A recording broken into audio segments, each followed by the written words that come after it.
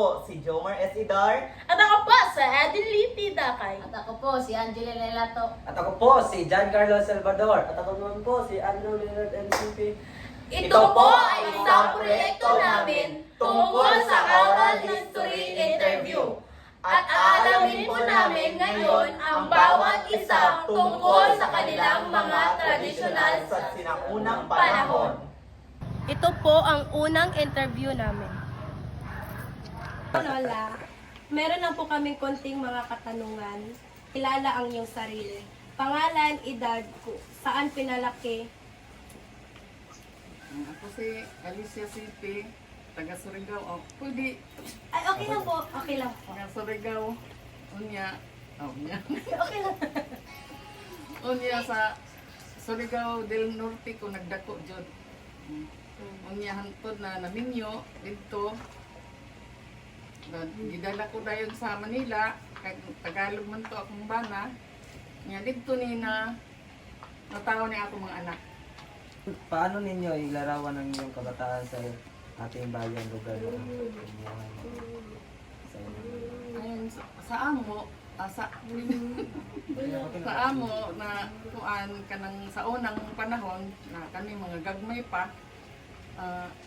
kuan man gud kanang lisod po ng kinabuhi sa una kay kuan ang akong amahan karpintero raman ko, akong inahan nagtinda ng isda bisan unsa na lang, nagnegosyo po para lang makatabang po sa amoa nga kuan, pero kasagaran lagi elementary lang kay ganahan ka siyam po pait ka ay jud among kinahanglan sa una unya ang pero bisan sa among pagkadaghan namo magsuon pero bisan isa sa amo wala gay nalihis na kuan kanang mga bisyo na kuan ana giayog gid ni dala sa among mga ginikanan bisan kuan.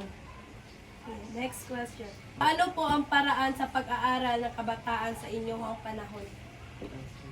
Sa buntag sayo rami nagmata alas 4 pa lang mata nami kay tungod lagi akong inahan kuan man kanang naay negosyante man mga adisan mi maka eskwela pa tindahon isa mi bara na ami balon. Unya ego mga sebi na anam sa balay. Tapos maligo anang kaong diretso nag-eskwelahan. Antod na naka human. Next. mayroon bang mga pista o espesyal na pagdiriwang na inyong mga lala? Natural naman na maging kapistahan bisan asa tang kaabot. Naaman jud na siya. Next. Ano ang mga bagay noon na sa tingin mo ay mas maganda kaysa ngayon? Ano yung mga bagay sa dating panahon nyo nga sa tingin nyo mas maganda ngayon? Ay ano sa una man good kay kulang gamay ra kaayo ang atong nahibal-an labi na sa social media wala pa man sa una. Nya samantala karon pero naman daghana mao na daghan na kaayo tag na hibal-an bahin anang mga kuan sa social media. Last question. Ano po ang mensahe o aral na nais nyo pong ipabaon sa mga kabataan ngayon tungkol sa ating kasaysayan at pamumuhay noon? Ang sulti lang yun nako sa mga kabataan karon na nag-eskwela. Maningkamot jud mo. Mintras na naapay ng mga ginikanan na nagpa-eskwela sa inyo ha. Inyo jud nang ibutang sa inyong hunahuna para di masayang ang panahon. Marami pong salamat sa iyong ginapahiwatig sa amin. At ngayon po, nais ko lang po sabihin sa inyong lahat, nga lahat ng mga kabataan, nais po natin mag-aral na mabuti para hindi mapahiwatig sa ating pamilya. Thank you. At ito po ang pangalawang interview.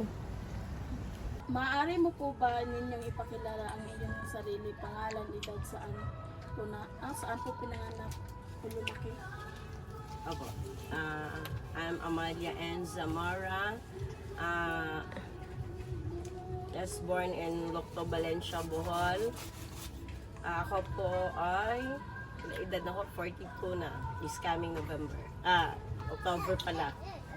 Question number 2.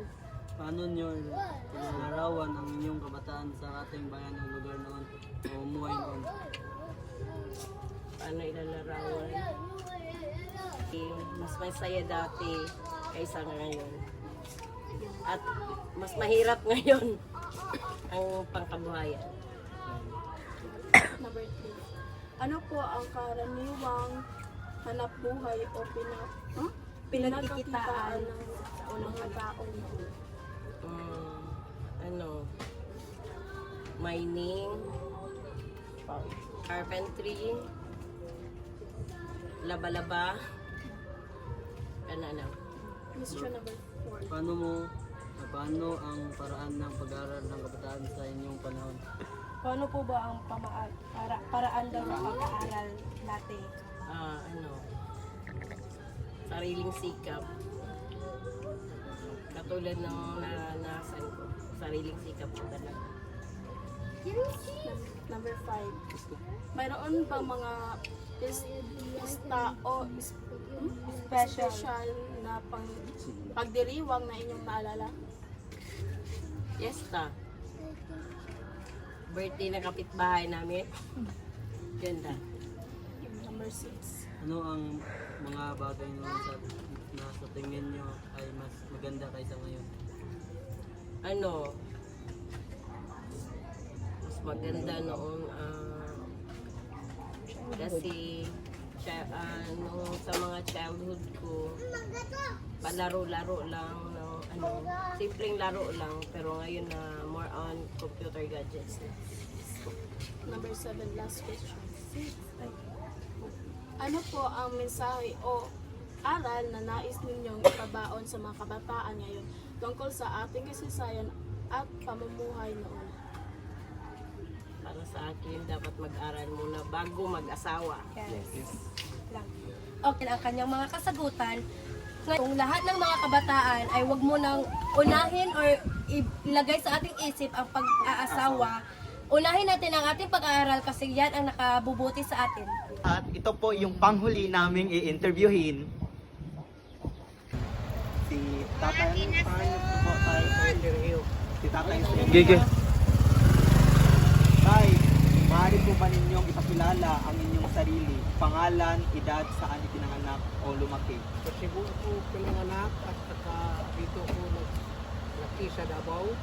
Opo. Tapos pag malaki ko, trabaho ko ng Alcantara Company. Tapos retire. Ngayon, ito na ang trabaho ko. Nagsisipat na ng kahoy para matuway. Ilan taon na po kayo? Tay?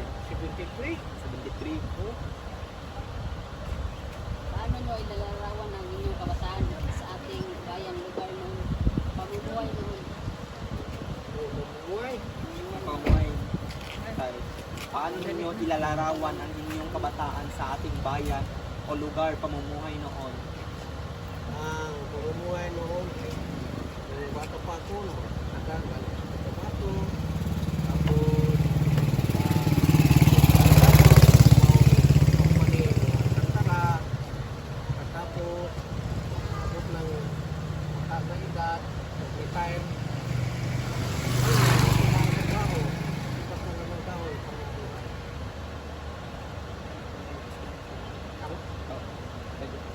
Paano ang paraan ng pag-aaral ng kabataan sa inyong panahon? Ay, pinagpasan ko sa sahod ng company. Ngayon, katapos na sila, tawa na. Mayroon bang mga pesta o espesyal na pagdiriwang sa inyong naalala? Oo, mayroon dito sa Pisahan, sa December. Dito ako Pasko, December, mayroon.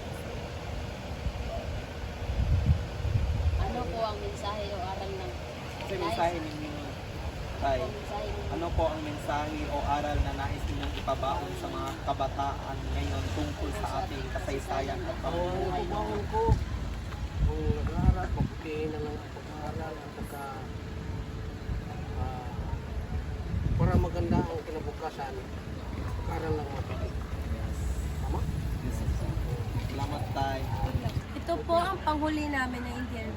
At lahat po sila, ang lahat ng sinasabi nila ay tungkol sa lahat ng kabataan ay nais sila makapatapos ng pag-aaral.